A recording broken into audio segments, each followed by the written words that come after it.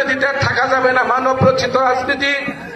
যে রাজনীতিতে এমপি কোনো কিছু হইতে গেলে এমপির ছেলে দরকার, পদ পদবি হইতে গেলে পদ টাকার দরকার, অবৈধভাবে রোজগার করা যেভাবেই করো টাকা লাগবে, সেই রাজনীতিতে আমি থাকতে পারি না। আর করেছি ছাত্রদল থেকে, আমি বিএনপি করেছি। আমি বিগত ফ্যাসিস্টের আমলে রাজনীতি করতে গিয়ে বিএনপির পক্ষে কথা বলতে গিয়ে আপনারা জানেন পৌর নির্বাচন, উপজেলা নির্বাচনগুলোতে সারা বাংলাদেশের কোথাও এত শক্তভাবে কথা বলতে পারে নাই ধানের শীষের পক্ষে বিএনপির মঞ্চে, যেটা আমি বলেছিলাম বিগত দিনে। কিন্তু আজকে কেন আমি উল্টা পথে, আজকে কেন আমি জামাত ইসলামের পতাকা তুলে আবদ্ধ হয়েছি? আমি ভেবেচিন্তে দেখেছি, এখানে আমার বড় ভাই শামসুল আলম সওদাগর, তিনিও এক সময় বিএনপি করেছিলেন। তিনি কয়েকদিন আগে রাবারড্যামে একটা বক্তৃতা দিয়েছিলেন। তিনি বলেছিলেন ওই দল করতে গেলে, ওই প্রার্থীর সাথে চলতে গেলে যে যে যোগ্যতার দরকার সেই যোগ্যতাগুলো আমার নাই। আমি চাই আল্লাহ পাক যেন সেই যোগ্যতা আমাকে বাকি জীবনে না দেয়। কারণ সে দলের বৈশিষ্ট্য হলো আপনি নেতৃত্ব দিতে যাবেন, দলের নেতৃত্ব দিতে যাবেন, এক জায়গায় লুটতে হবে, আরেক জায়গায় এনে ঢালতে হবে। একখানে লুটবেন, হাইকমান্ডের কিছু দিবেন, দলের নেতৃত্ব পাবেন, পদ পদবি পাবেন। আর কিছু হইতে যাবেন, এমপির সন্তান হইতে হবে। যেই দলে ঘোষিত অঘোষিত রাজতন্ত্র বিরাজমান, যে দলে দীর্ঘদিনের ত্যাগ তিতিক্ষা স্বীকারকারী কারাবরণকারী নেতাদের কোন মূল্যায়ন নাই, সেই দল আর করতে রাজি না। আপনারা দেখেছেন ইতিমধ্যেই নালিতাবাড়ির বিএনপি যারা ধরে রেখেছে, তাদের কিন্তু বিএনপির এই নির্বাচনীতে কোন প্রকার সরগরম বা কোন প্রকার উল্লেখযোগ্য ভূমিকা নাই। আমি কি মিথ্যা বলতেছি? আমারও ছিল না।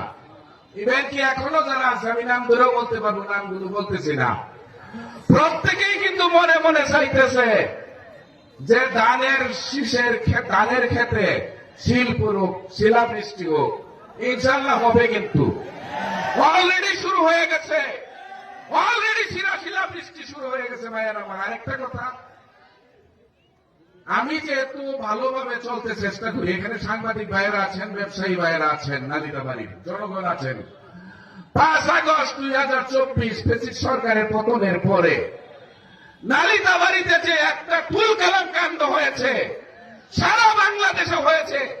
আমি আশা করেছিলাম, আমি যে স্বপ্ন দেখেছিলাম একেবারে ক্ষুদ্র থেকে ক্ষুদ্রতম ব্যক্তি হিসাবে, যে আমার নালিতাবাড়িতে অন্তত একটা মানুষ, একজন ব্যবসায়ী যেন অনিরাপদে না থাকে, নিরাপত্তাহীনতায় না ভুগে। কিন্তু ছোট ব্যবসায়ী থেকে বড় ব্যবসায়ী, মুসলিম, হিন্দু, খ্রিস্টান, কোন ধর্মের, কোন বর্ণের ব্যবসায়ী নিরাপদে ছিল না। বিভিন্ন প্রকার টর্চার তাদের উপরে করা হয়েছে। সেই টর্চারটুকু আমি করতে পারি নাই, সেই কারণে হয়তোবা সেইখানে আমার জায়গা হয় নাই। আমার ঘৃণা জন্মেছে, আমার ভিতরে প্রচন্ড ঘৃণা আমাকে বারবার তাগিদ দিচ্ছে, এখানে আমার তোকে মানায় না। মনে হয় আল্লাহ রাব্বুল আলামিন আমাকে ইশারা করেছেন অন্যত্র চলে যাও। আমি এই সিদ্ধান্ত নেওয়ার আগে আমি ইস্তেখারা করেছি, মা খাবা মানিস্তা খারা। যে ব্যক্তি ইস্তেখারা করে সে বঞ্চিত হয় না। আমার বিশ্বাস 12 তারিখ সামনে রেখে বৃহস্পতিবার সেই নির্বাচনে দাঁড়িপাল্লার যে জোয়ার উঠেছে, সেই জোয়ার শুধু নালিতাবাড়িতে নয়, সারা বাংলাদেশে উঠবে। রাষ্ট্রীয় ক্ষমতায় জামাত ইসলামকে আল্লাহ পাক অধিষ্ঠিত করবেন, এটা আমার বিশ্বাস। তার অংশবিশেষ হিসেবে আমার স্নেহাস্পদ আদরের ভাতিজা জেনে আমাকে সন্তানের দাবি দিয়ে আমার বুকে সেই মঞ্চে এসেও কথা বলতেছিলেন যে আল্লাহ কাকা, আমি কাবা শরীফে গিয়ে আপনার জন্য দোয়া করেছিলাম, আল্লাহ পাক কবুল করেছেন। আমার বিশ্বাস আমার সন্তানের কিবরিয়াকে আল্লাহ পাক সংসদ সদস্য হিসাবে কবুল করবেন। ভাইয়ের আমার, আমরা নালিতাবাড়ির একটা ঐতিহ্য আছে, আমরা 1979 সালেও কিন্তু আমরা দেখিয়ে দিয়েছিলাম অধ্যাপক সালাম সাহেবের তলোয়ার মার্কাকে বিজয় করিয়ে, তাই না? আমরা তো তাদের উত্তরসূরি। আসুন না একবার ঐক্যবদ্ধ হই। যেভাবে নকলা জোয়ার উঠেছে দাঁড়িপাল্লার, প্রত্যেকটা ইউনিয়নে দাঁড়িপাল্লার বিজয়, নকলাতে সই ধানের শীষা, দাঁড়িপাল্লা নকলায় হাড্ডাহাড্ডি লড়াই। আমরা যদি আরেকবার ঐক্যবদ্ধ হতে পারি,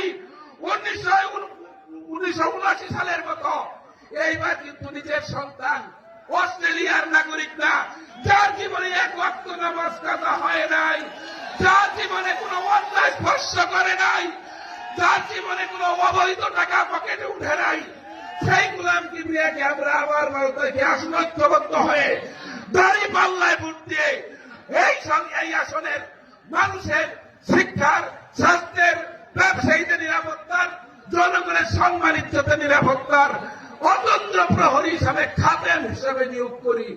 আল্লাহ পাক যেন আপনাদেরকে তৌফিক দান করেন।